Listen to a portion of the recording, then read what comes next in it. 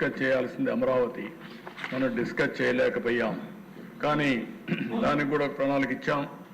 అన్ని కూడా టెండర్స్ అన్ని కూడా క్యాన్సిల్ చేసి మళ్ళా టెండర్స్ అన్ని పిలిచాం. ఇవన్నీ పిలిచి దానికి కూడా క్లియర్ కట్గా నెక్స్ట్ మీరు చూస్తే 15/12/2024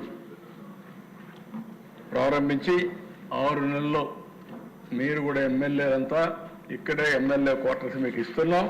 ఎక్కడ సిటీకి పోయే పని లేకుండా, ఎక్కడికో పోయే పని లేకుండా ఎమ్మెల్యే క్వార్టర్స్లో ఉండి అసెంబ్లీకి వచ్చే పరిస్థితిలో అక్కడ క్లబ్ కానీ అవన్నీ కూడా పెట్టి మీకు ఏ ఇబ్బంది లేకుండా చేయడం కోసం చేస్తున్నాం.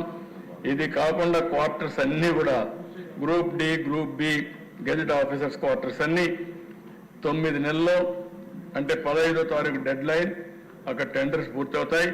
అక్కడి నుంచి 9 నెలల్లో పూర్తవుతాయి. ఎన్జిఓస్,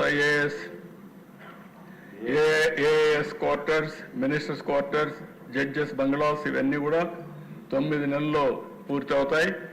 ఎల్పిఎస్ ఇన్ఫ్రాస్ట్రక్చర్ జోన్ 1, 2, 3, 4, 5, 6 ఇవన్నీ 24 నెలల్లో పూర్తి చేస్తాం.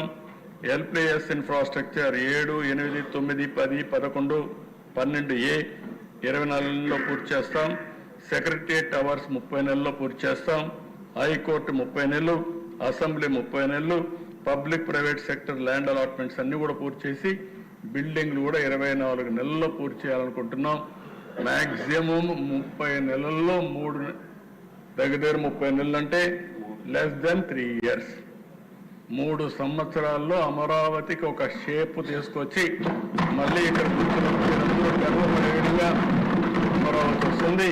దానికి కూడా స్టార్ట్ చేస్తున్నాం. దీనికి కూడా ఒక 50,000 కోట్ల రూపాయలు పెట్టుబడి పెడుతున్నాం. కాబట్టి 50,000 కోట్ల రూపాయలు ప్రాథమిక అంచనా. దీనికోసం ముందుకు పోతున్నాం అని చెప్పి కూడా మీకు తెలియజేస్తున్నా. ఇది